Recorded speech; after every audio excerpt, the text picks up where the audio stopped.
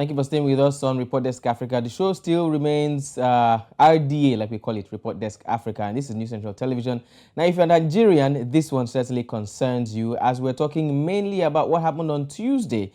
Now, as of Tuesday, July 18th, fuel pump prices in the country skyrocketed to 617 naira per litre, reaching the highest rate ever recorded in Africa's largest economy. However, it's important to note that the price varies amongst different states, or from state to state, as you like. With Lagos State, the commercial capital, residents purchasing petrol at about 568 naira per litre, while those in the capital, Abuja, spent at least 617 naira per litre of petrol. Now, New Central's Perpetua Fasanmi-Peter documented this report of numerous, let's say, Nigerians, as they largely complained about the hike in the pump price of petrol. Pre-inauguration, you could spend as much as 11,000 naira to fill up your 55-litre Toyota Corolla tank. After inauguration, that quickly moved to 27,000 naira. But with the latest announcement, you could spend as much as 31,000 naira filling up the same tank. What are Nigerians saying about this? Let's find out. Well, imagine I buy fuel of 8,000, I think I make 10,000. Am I gaining or am I losing? Tell your boss, how will I fix the tire? So all those things, you are not fine with it. I was really distraught. I don't know why it keeps going up. And I believe that in the midst of this fuel hike saga, the government should really do something about the palliatives. At least if it's even to increase people's basic salary, it will go a long way. The problem now is this: what is driving the recent increase? Is it OPEC? Is it increased international prices? Or is it that they had a problem with the original calculation they did? That is the question I want answered. Corroborating Mele Kyari's statement, Gerald Moore, head of corporate services in an oil retailing company, said the increase was imminent considering the volatility in the prices of crude oil. What we are seeing in Nigeria may not be totally unconnected to the global rise in the price of Brent. Don't forget that Nigeria continues to import oil. The recent floating of the exchange rates, which of course has led to a significant rise in the price of dollar in the market. And oil is a commodity that mostly trades in dollars. In a swift reaction to the angst expressed by Nigerians, President Tinubu ordered the unveiling of the entire palliative package to Nigerians and also asked for the immediate review of the proposed 8,000 naira cash transfer to 12 million Nigerian households. However, Nigerians seem to be tired of waiting. The government is still talking about still at the level of talks with respect to cushioning the effects. When are we going to see real implementation? Another area we need to also look at is the fact that have we seen reduction of cost in terms of the government? The government is not only the average Nigerian that should tighten their seatbelts, their beds. The government should also be seen tightening their bed. Government officials should also be seen tightening their bed. I think that will help Nigerians to bear this pain. Considering the ongoing challenges of increasing food prices and transportation expenses, many more Nigerians may further fall below the poverty line if urgent steps are not taken to alleviate the financial impact of President Bola Tinubu's economic reforms on the citizenry. Therefore, it is crucial for the tripartite committee responsible for revealing the federal government's palliative measures to do so quickly. Perpetua Fasanmi-Peter reporting for News Central. Well, that was News Central's correspondent, Perpetua Fasanmi-Peter, giving us an update on one of the most disturbing development in recent time. Now, somebody in that report talked about palliatives, and I think that reminds us of the fact that the only palliative we've heard about is the 8,000 naira palliative to, people or families, and 8,000 naira relating that to fuel price is just an invisible and minute push in your fuel tank. So just imagine how that can work. But anyways, joining us to discuss this now is, of course, the lady behind the report, Perpetual Fasanmi-Peter, and the energy correspondent, team lead, Platform Africa, Adeola Yusuf. Perpetual, thank you for joining us. Thank you for having me. It's a pleasure, Adeola. Thanks for being here with us. My pleasure. Thanks so much for All having right. me. Thank you, lady. Thank you, gentlemen, for joining us. Adeola, always a pleasure to have you here. Thank you for reaching out to us whenever we speak to you. Now, like somebody asked in Perpetua's report, the NNPC has said that the change in price is caused by market forces. Now, let's break it down for the layman. Who are these market forces? What are these market forces? It's a lot of words, a lot of numbers, a lot of grammar spoken out there. But to the layman who is finding it difficult to buy petrol to feed his household, what exactly is going on? Adeola, can you help us break this down? Thank you very much, Bernard. And I want to commend New Central TV for this. The reason I'm commending New Central TV is that aside from the fact that the pace, people are suffering as a result of fuel subsidy removal. Another set of suffering is people being subjected to, darkness when it comes to understanding why government is doing what it's doing. And I think it builds the government, people in government to, toe the line of New Central TV by trying as much as possible to shed light on this. Now, let's talk about, the question you just asked me quickly. Nigeria is the biggest exporter of crude oil in Africa. Aside from this, and what the impression of this is that Nigeria is an oil-producing country. So, the crude oil that Nigeria is producing, with the recent figure, slightly over 1 million barrels every day, is being priced with dollars at the international markets. Now, Nigeria has four refineries. At some instances, the number reduced to 3 refineries. And the total capacity of these refineries is 445,000 barrels per day. Now, the forefathers of Nigeria, having it in mind that a time is coming, because of the fact that crude oil is being priced, internationally, a time is coming that may affect Nigerians, decided that every day there will be an allocation of 445,000 barrels of the crude to those refineries, so that we can do refining locally. If we produce the crude oil, we extract the crude oil from the soil, we produce it within the country, and we have nothing to do with the international crude oil price. But unfortunately, as we speak now, none of the 445,000 capacity refineries, none of them is working. And so, because of the need, for Nigeria to service its energy needs, the Nigerian National Petrol Companies Limited entered into an arrangement they call direct sale, direct purchase. And what this means, they don't usually like people to call it, this name, but to a layman, it is crude swap. And what this means is that the 445,000 barrels of crude, because the refineries are not working, are being taken to refiners abroad. And those refineries will exchange this with, PMS, premium motor spirit, which is petrol, for Nigeria. As we are continuing in that journey, the population of Nigerians, keeps soaring, and at some point, it becomes somewhat insufficient. The volume of petrol, the liters of petrol we'll get from this direct sale, direct purchase. So now, Nigeria, based on insufficient refining capacity, is being subjected, to international crude oil price. So what the arrangement we have at this moment we are talking is that Nigerians usually go to the refiners abroad to import refined products.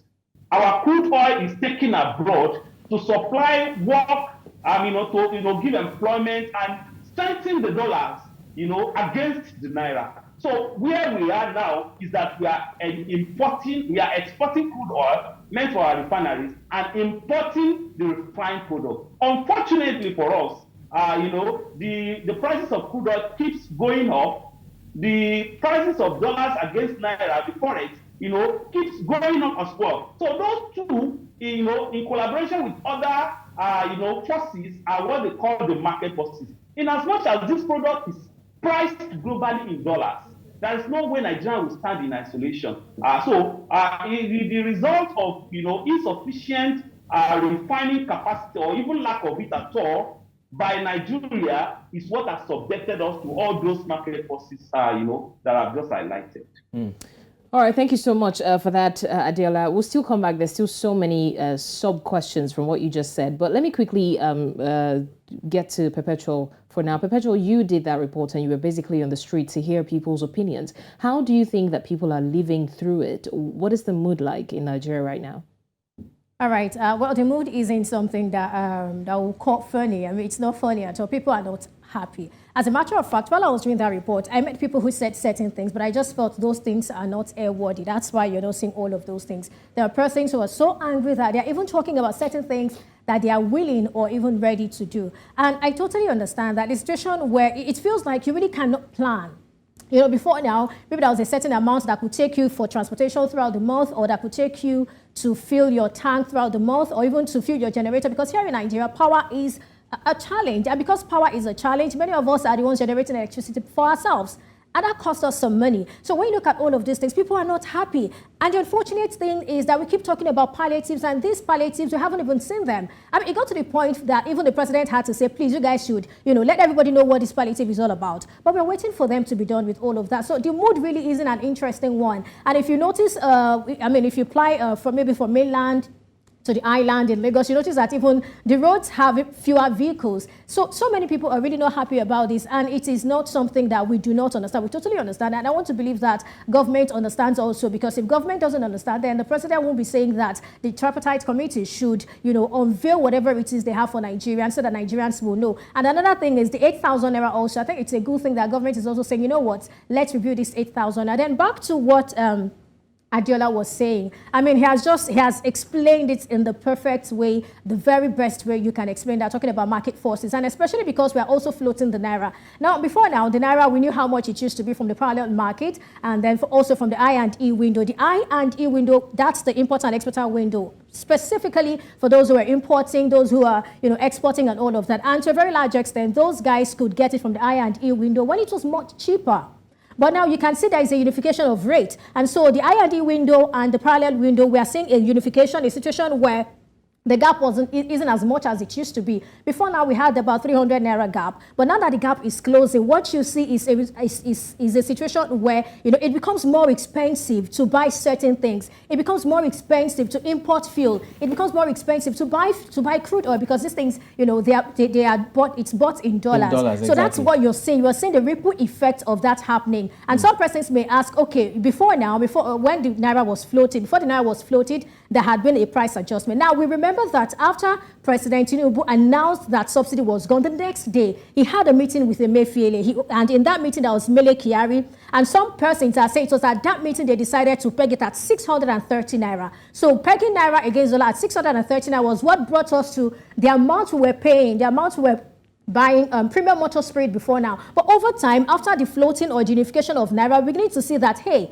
630 naira is not sustainable, because we're seeing naira rise above 700, we're seeing naira rise above, dollar rise above 800 naira when priced against the dollar. And that's why we're seeing this new increase. And when you check the increase, it's just 18 naira, not just, that would be very sensitive of me to say just 18 naira. 18 naira is not just, it's a whole lot. Yeah, exactly, it's not just, yeah. All right, I'll come back to you, Perpetua. Adeola, I want to ask this question. Now, you and Perpetua have talked about, the dollar, exactly, the price of the dollar against the naira. And we've seen that as the dollar rises, based on your explanation, so will the cost of petrol because of the importation and the use of the dollar for importing. Now, there's this saying in Nigeria that things in Nigeria disobeys the law of gravity, which is that whatever goes up will come down. But in Nigeria, when it goes up, it doesn't come down. So here's my question. If the cost of petrol goes up because the cost of dollar to naira goes up as well, if the cost of dollar to naira comes down, will the cost of petrol come down in Nigeria? Okay, so definitely it will come down. And outside instances, you will agree with me that during the last quarter of 2022, the amount we are buying the LPG, the petroleum gas, which is the cooking gas, was very high compared to the first quarter of 2023. And that is to tell you clearly because that market, that product is deregulated. There is a free, it's in a free market. So the price should go up and come down depending on the market forces.